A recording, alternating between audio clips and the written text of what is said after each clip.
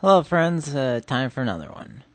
Okay, here's a question going through my mind, and it's relating to Resident Evil 5.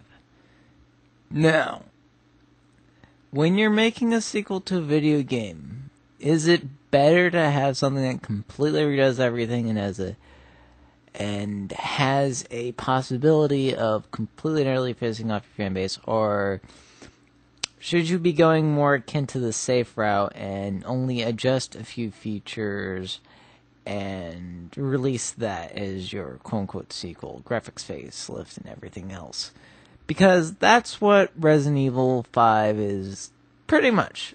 I like it just because I'm a big Resident Evil fan. I'm big enough to admit it, no harm, no foul there.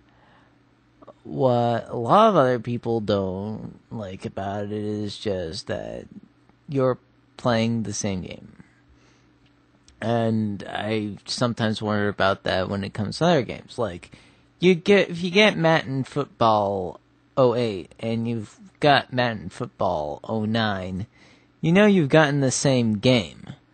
Yet you still go and get it anyways. Is that wrong? No.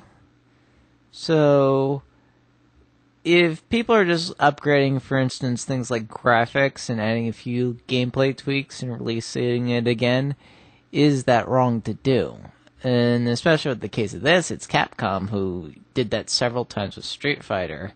They're kind of the proverbial company that will iterate their products until they have to innovate. And then they usually seem to come through with that. I don't know what's going on with them lately. It seems almost like they're whoring out DLC in order to try to get as much money because they're afraid the economic turmoil is going to destroy them or something. I don't know.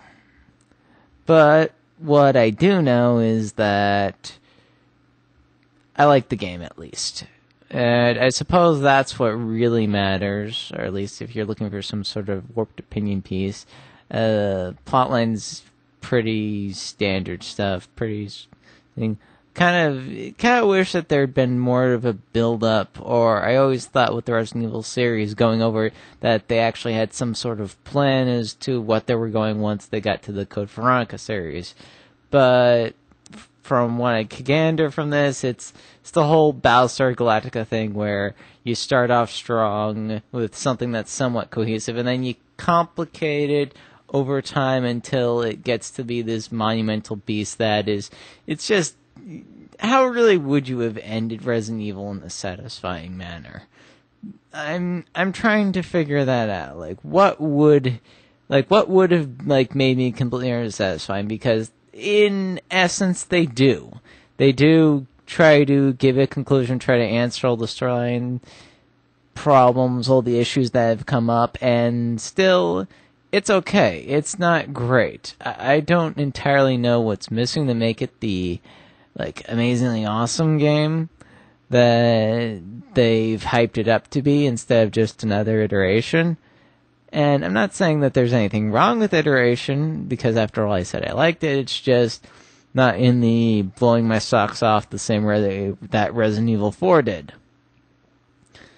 So that's my viewpoint. Hope you guys have a good day. Bye.